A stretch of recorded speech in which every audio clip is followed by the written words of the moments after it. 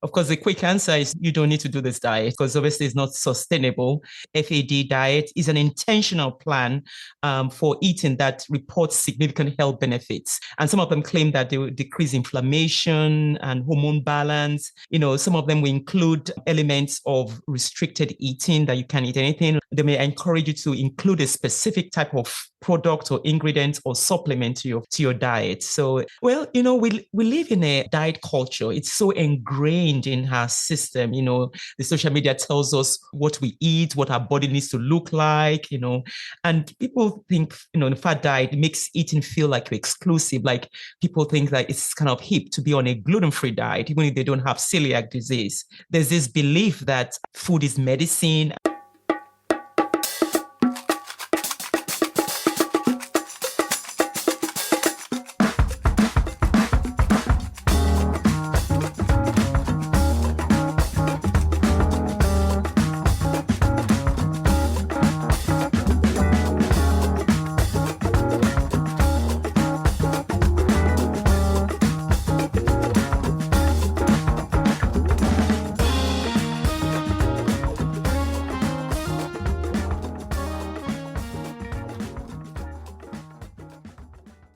In our upcoming Cocoa Pod series, we will have Dr. Sesi Dosunmu Ogumbi, MD, fondly known as Dr. O. She's a pediatric or young people's gastroenterology GI specialist with over 35 years of experience in this field. She'll be coming to share knowledge with us. She talks about so many things, including fad diets and other GI stuff. As we were preparing for this podcast production, we had one of our young ladies run into this real-life situation described below. And we used this harrowing discussion or wake-up call as a segue to Dr. O's topics of discussion. So here is the real-life situation. We will protect her identity and call her Shayo. Shayo lived in a quiet suburban neighborhood. She's this 22-year-old fitness enthusiast, a very pretty young lady with good features all around. Shayo was dedicated to her fitness goals and had recently started a rigorous strength training program to build muscle mass. To aid in her muscle recovery and growth, she began using protein powder supplements regularly.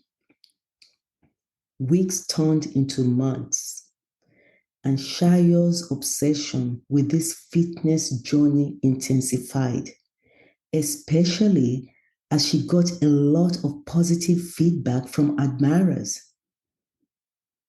She had become fixated on achieving a perfect physique and started pushing her limits at the gym. Alongside her intense workouts, Shayo began consuming excessive amounts of protein powder, thinking it would speed up her muscle gains. Shayo would wake up each morning, mix protein powder into her breakfast smoothie, and carry a protein shaker with her throughout the day.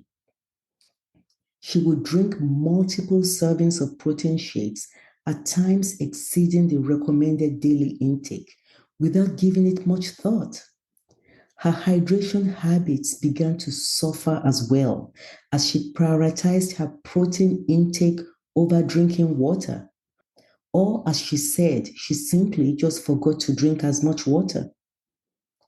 As the weeks passed, Shayo started experiencing alarming symptoms. She frequently felt dizzy and lightheaded during her workouts, but she attributed it to pushing herself harder. Her energy levels dropped, and she became irritable and moody.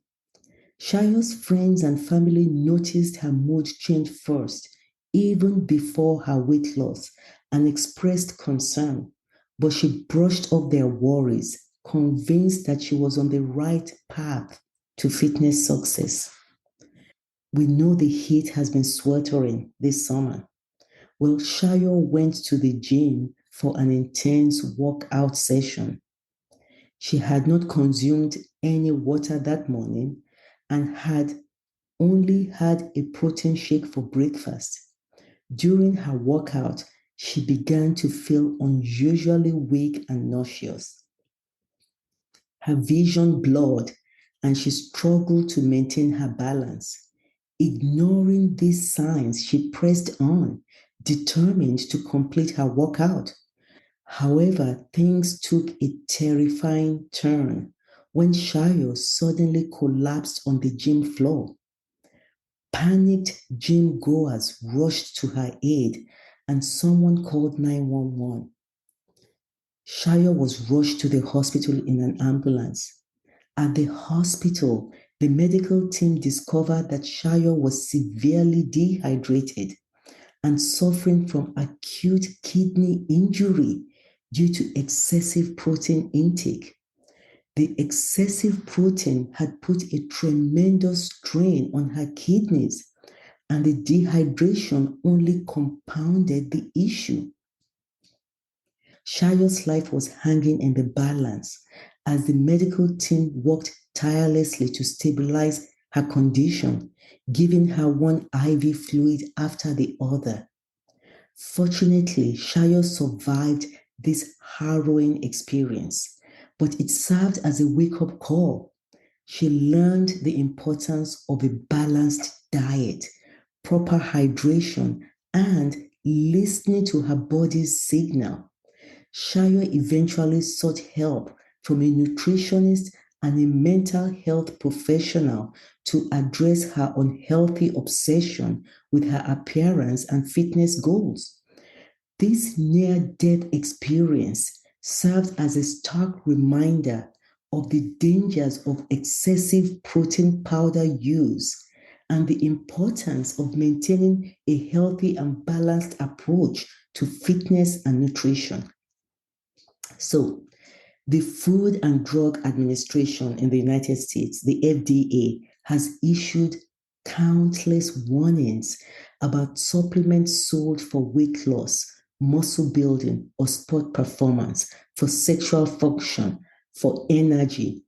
And we know these products are widely marketed to and used by young people. So, what are the consequences for their health? There was a scientific study that was published online in June of 2019, June 5, 2019, in the Journal of Adolescent Health. The researchers looked at adverse events, that is, bad things that happened and were reported between January 2004 and April 2015. And this report was made in a special record system called the US FDA Adverse Event Reporting System.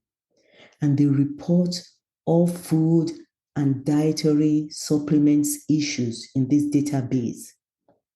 They analyzed the relative risk for severe medical events such as death, disability, and hospitalization in individuals aged 0 to 25 that were linked with the use of dietary supplements sold for weight loss, for muscle building, or energy, and they compared this to vitamins. They found that there were 977 adverse event reports for this target age group. Of those, approximately 40% involved severe medical outcomes, including death and hospitalization. Supplements sold for weight loss, muscle building, and energy were associated with almost 3 times the risk for severe medical outcomes compared to vitamins. Supplements sold for sexual function and colon cleanse were associated with approximately 2 times the risk for severe medical outcomes compared to vitamins. So the senior author of this paper, Professor Byron Austin at Harvard University. He's a professor in the Department of Social and Behavioral Sciences. He noted that reputable physicians do not recommend the use of the type of dietary supplements analyzed in this study. Many of these products have been found to be adulterated with prescription medications, banned substances, heavy metals, pesticides, and other dangerous chemicals. And other studies have linked weight loss and muscle building supplements with stroke in a young person, testicular cancer, liver damage, in which the liver enzymes start going up, and even death. So Professor Austin asked, how can we continue to let the manufacturers of these products and the retailers who profit from them play Russian roulette with America's youth? It is well past time for policymakers and retailers to take meaningful action to protect children and consumers of all ages. So this was in 2019. So check this out. On August 15, 2022, another study came out about the hidden dangers of protein powders, and the study was discussed by Harvard Medical School experts. They said that these protein powders may contain added sugar, calories, or even toxic chemicals. We know that protein is essential for building and maintaining muscle, bone strength, and numerous body functions. And adding protein powder to a glass of milk or a smoothie may seem like a simple way to boost one's health. But be careful, says registered dietitian Kathy McManus. A scoop of chocolate or vanilla protein powder can harbor health risks. And even when you do this, you want to do it only with supervision. Kathy McManus is the director of the Department of Nutrition at Harvard-affiliated Brigham and Women's Hospital. So, what is protein powder? Protein powders are powdered forms of protein that come from plants, that is, soybeans, peas, rice, potatoes, or hemp, or they come from eggs or milk, known as casein or whey protein. The powders may include other ingredients such as added sugars, artificial flavoring, thickeners, vitamins, and minerals. The amount of protein per scoop can vary from 10 to 30 grams. Supplements used for building muscle contain relatively more protein, and supplements used for weight loss contain relatively less. So, what are the risks? There are numerous risks to consider when using a protein powder. A lot of risks that young people do not know about. Among the risks are a protein powder is a dietary supplement, so it is not FDA regulated.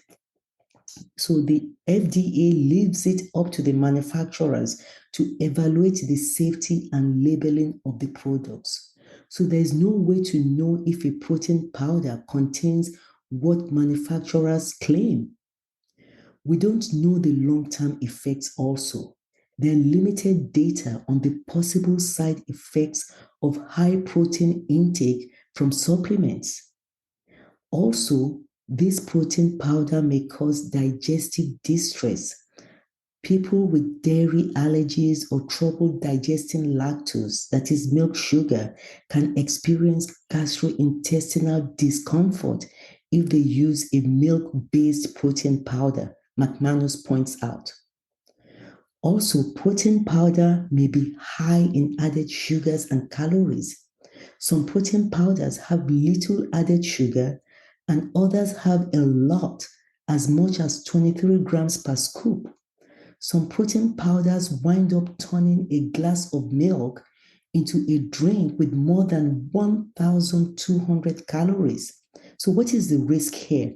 It's for weight gain, and an unhealthy spike in blood sugar. The American Heart Association recommends a limit of 24 grams of added sugar per day for women and 36 grams for men. So, what was the new risk that was revealed in this 2022 study? Well, a non-profit group called the Clean Label Project released a report about toxins in protein powders.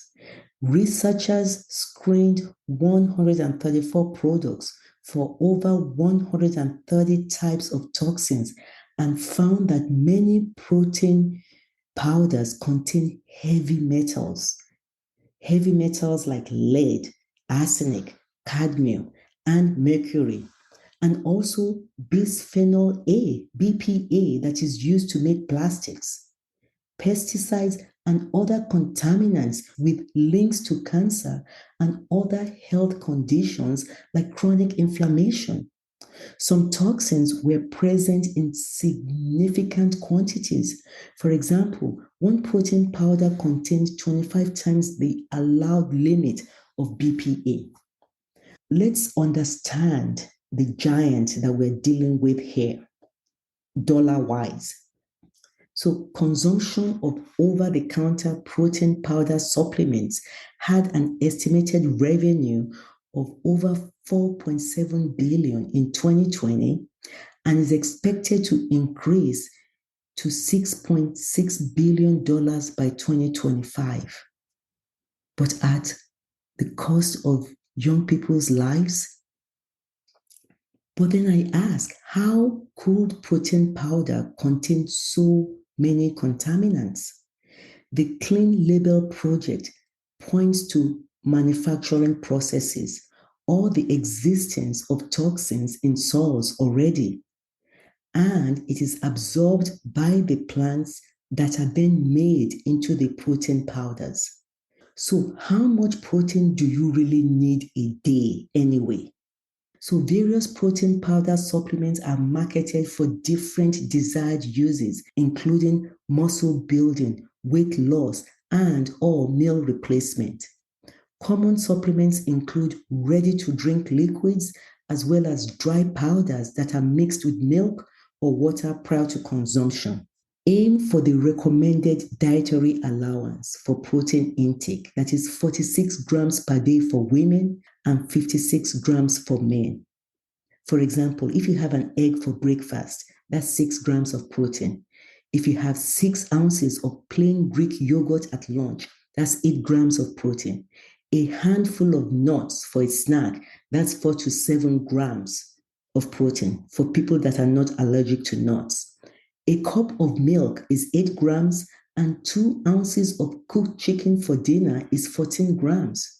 So, what should you do as a young person to preserve your life, to preserve your kidneys, to not die in the process of wanting to build muscle or look good?